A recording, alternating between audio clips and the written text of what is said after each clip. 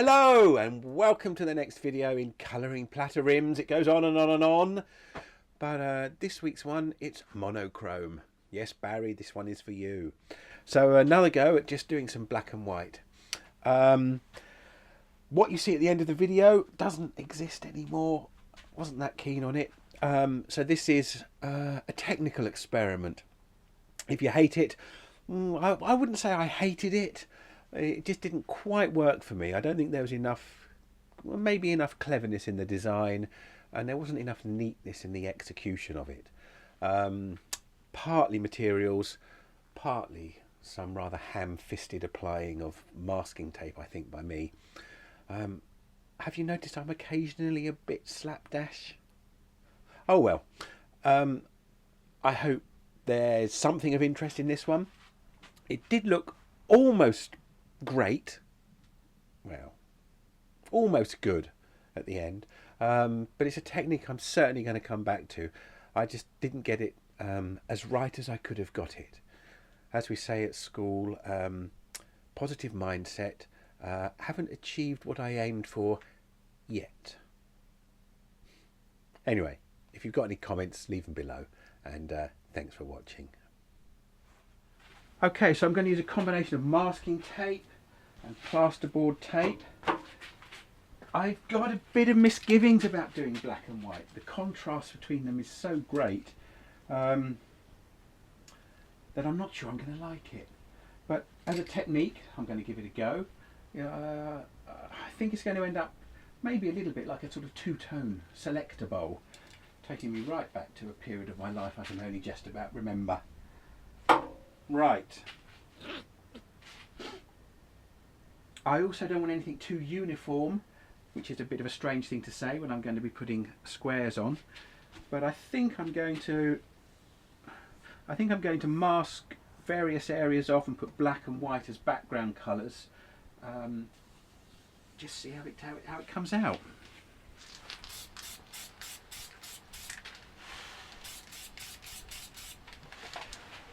So far, so bad.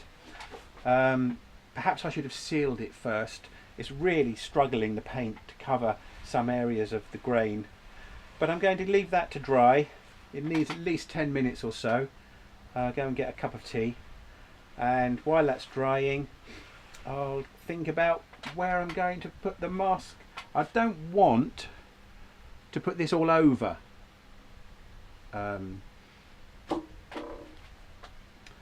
So I want there to be some movements and lines and diagonals going in there, giving it a bit of energy. Because as I say, I'm a bit worried that black and white is going to look a bit too stark. Anyway, I shouldn't really be in here breathing these fumes.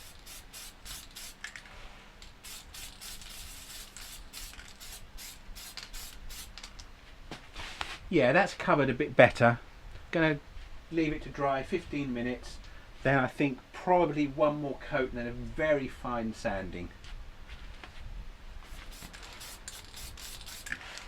Right, so the white has been drying overnight. You can see this is nasty little area here where there was that split in the wood, and another bit here. So this is just going to be a test and experiment piece. But this is a method that I've used quite a lot with developing new ideas. Practicing on the bottom and then turning this away, this part away, as I make an OG shape on the base. So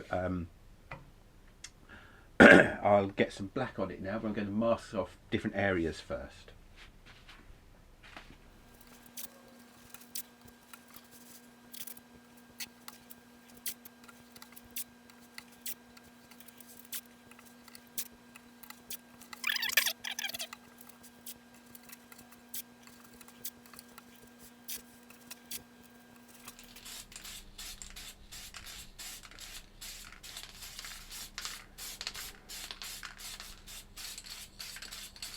Okay, so the black is now on. I've got to leave this a good long time to dry before I can peel the masking off, and then another masking job with the plasterboard tape.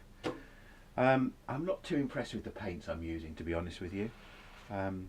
They're just something from the local hardware store. Maybe I should have got some automotive paint instead, or the chestnut lacquer that I've used before. The black lacquer goes on a lot better than this, but we'll see. Give it time to dry. Right, so with a bit of dappled sunlight coming through and playing on the blank, it's been drying now for about 12 o'clock, about 4 hours. So I'm going to remove the masking tape, and hopefully this cheap paint will have done something.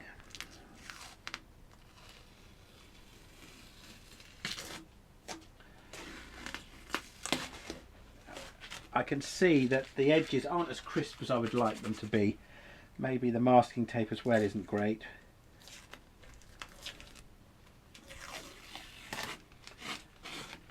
Right, now on to the plasterer's mesh. I'm going to put this across the joins between the black and the white, and see if it works in the way I'm hoping that it will.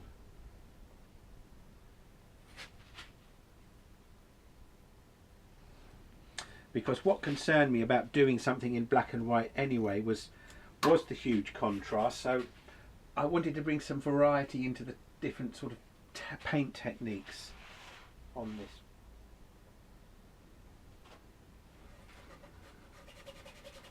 Right, I'm going to put white over the plasterer's mesh, but I don't want to get it onto any of the black pieces, so just going to mask those off. Even though the masking hasn't been terribly successful, I should still carry on, I think, giving it a go.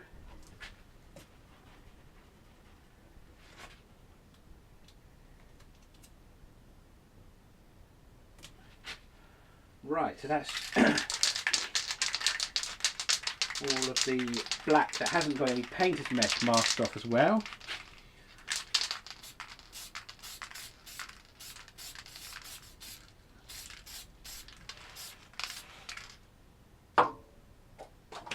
Okay, back on with some more spray. It's had an hour or so to dry. Just going to put some more white on.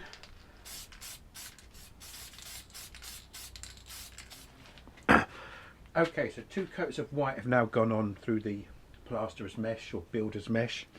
So now I'm just going to mask off the areas that have had white sprayed over black. And there's a line here where I've got to do a bit more masking, just because the mesh overlaps itself a little bit. So a bit of masking tape here, so we'll have a solid line of white here. And then I'm going to spray with black back over the builder's mesh. I hope that makes sense. It nearly makes sense to me.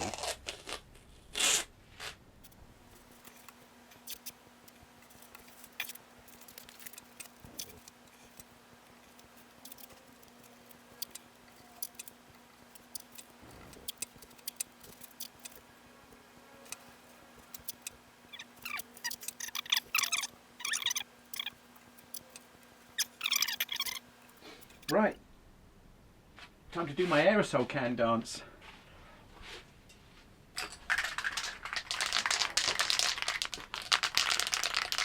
Haven't got the same enthusiasm for it today.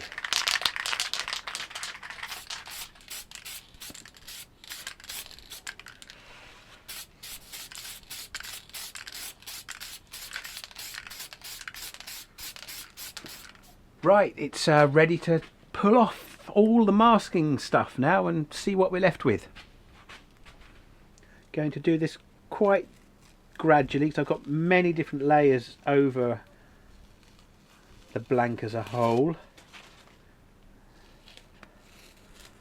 Still got the earlier problem of where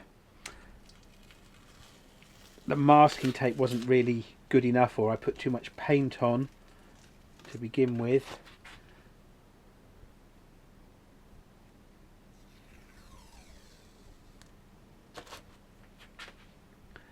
One or two places could have been a bit better with my masking. I'm not sure I'm not sure I like the wavy edges actually.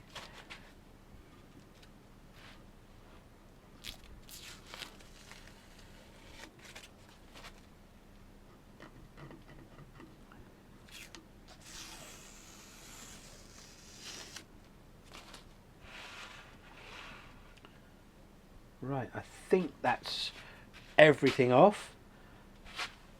What do I like and what don't I like? I don't like the fact that you can feel the different heights of things. I think it's quite hard as well to get an idea of what it's like with the middle still being here.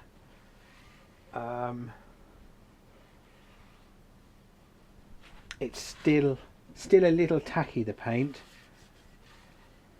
So if I were to turn out the middle and see what it looked like, might make some problems for myself with it sticking onto the paint. I'm not sure I like it being white and black, but some people might. I think this area is a bit too bare.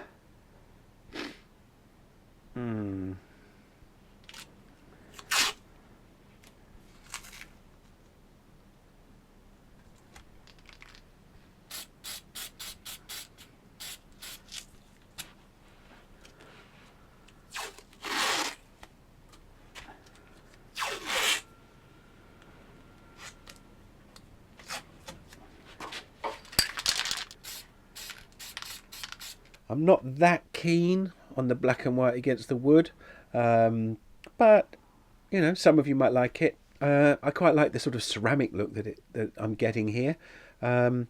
Just as I said at the beginning, perhaps just not clever enough.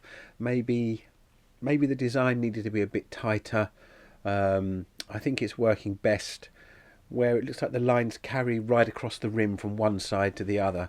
So the little area down on the, I suppose it's about 7 o'clock on the platter as we're looking at it, where there's a short piece of the builder's or plasterer's mesh. It doesn't carry across the rim. Don't like that bit very much. But the close-ups will give you a bit more idea of what it looks like overall. It's nearly there. It's not quite there. Maybe it needed a splash of colour. Thanks for watching.